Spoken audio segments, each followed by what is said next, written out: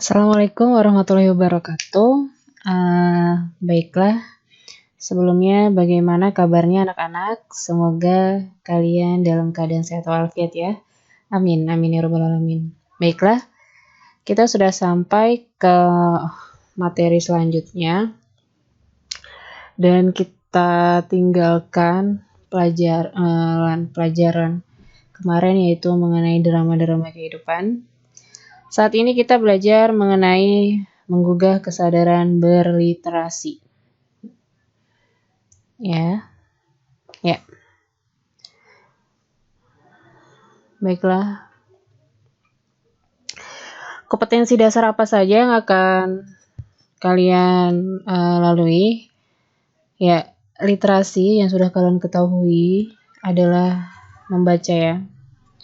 Nah, ini kompetensi dasarnya. Yang pertama ada menggali informasi buku. Oke, kita secara general membahas buku fiksi dan non-fiksi di sini. Yang pertama, menggali informasi buku fiksi dan non-fiksi. Di sini dibagi kompetensinya. Ada informasi buku fiksi dan non-fiksi. Nanti kalian akan membuat peta konsep dari alur. Antara buku fiksi dan non-fiksi itu beda ya, peta konsepnya. Lalu yang ketiga ini adalah indeks buku. Dan untuk menanggapi buku di sini unsurnya seperti biasa, ada unsur kebahasaan dan menyajikan tanggapan terhadap buku. Baiklah. Ya. Ini kodenya, kompetensi dasarnya. Di 3.17 kalian akan menggali dan menemukan informasi buku fiksi itu biasanya kayak unsurnya, lalu pengertiannya, jenisnya. 3.18 menelaah unsur buku. 4.17 membuat peta konsep yang tadi. Dan 4.18 menyajikan tanggapan. Ya, sudah diketahui ya kalau 3 itu adalah pengetahuan dan 4 adalah keterampilan. Kalau keterampilan biasanya kalian akan membuat sesuatu ya, project. Nah, apa sih kira-kira tujuan pembelajarannya? Tujuan pembelajarannya agak banyak di sini ya. Nanti bisa kalian baca. Yang pertama adalah menggali dan menemukan informasi dari buku fiksi.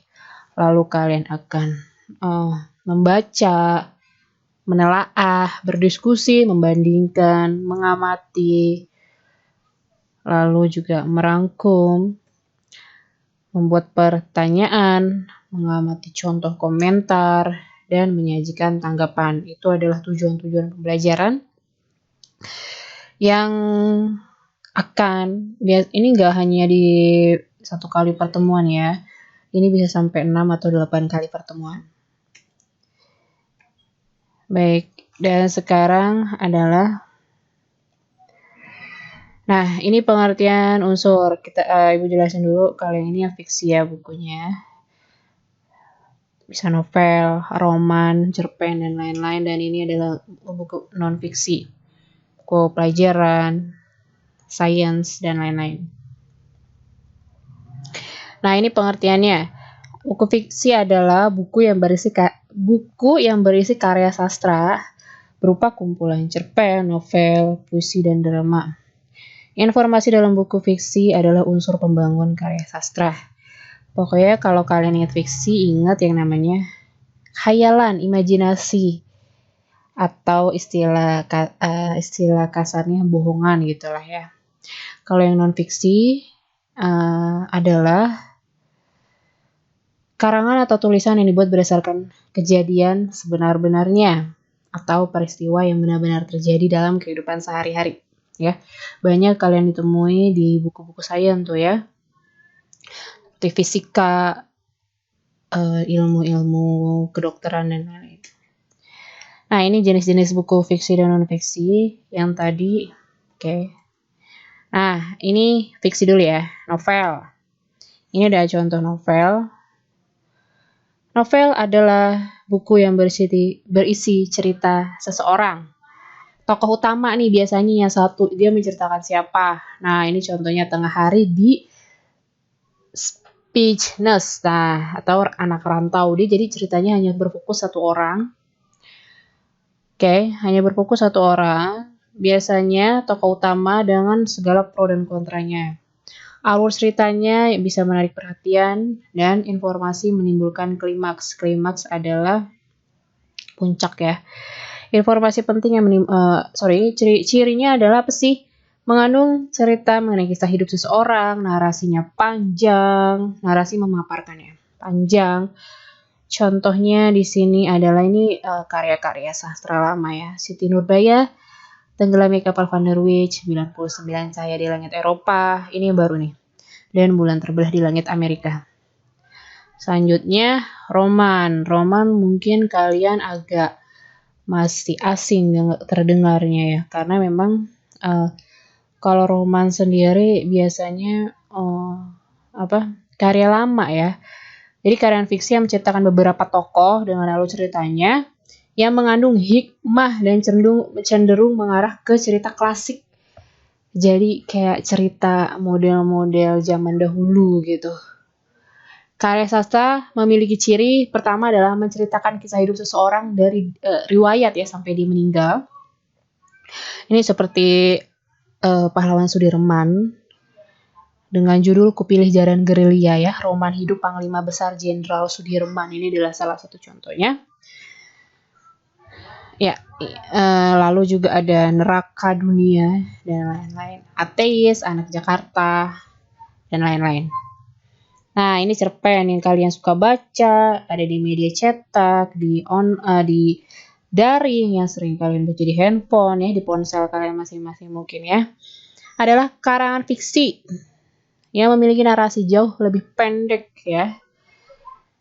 Lalu akan tetapi memiliki daya tarik ya tersendiri karena bisa menjadi latihan bagi si penulis untuk dia membuat karya-karya yang selanjutnya. Narasinya jauh lebih pendek. Ya, nah tadi sudah kita ke buku fiksi, sekarang kita ke buku non-fiksi ya. Contohnya apa aja? Contohnya ada buku biografi, literatur, motivasi, dan pendamping. Oke. Nah, ini buku biografi adalah berisi riwayat hidup seseorang. Kita menemui riwayat hidup seperti pahlawan atau tokoh-tokoh yang berpengaruh di dunia dalam bidangnya masing-masing.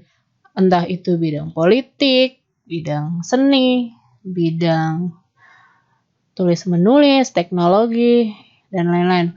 Buku ini ditulis untuk mendokumentasikan peristiwa penting yang dialami oleh seseorang. Buku biografi ditulis agar dapat menginspirasi para pembacanya. Nah, ini contohnya Buya Hamka.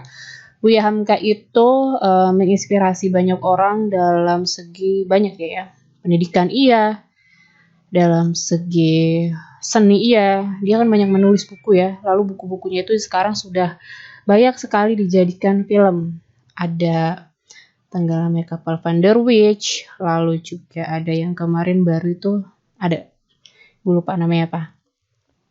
Lalu ini Pak Jokowi, lalu juga ada Steve Jobs yang kalian tahu dia berpengaruh di dalam bidangnya yaitu teknologi ya. Nah biografi ini biasanya berisi mengenai riwayat orang yang berpengaruh di dunia. Oke, selanjutnya adalah literatur. Mungkin kalian pernah dengar literatur adalah buku yang memiliki fungsi sebagai rujukan keilmuan sesuatu bidang ya. Biasanya ditulis oleh dosen. Lalu biasanya ini sering disebut dengan diklat atau buku kuliah. Ditulis berdasarkan penelitian yang benar-benar real. Oleh karena itu, buku ini jelas memiliki kadar keilmiahan yang sangat tinggi.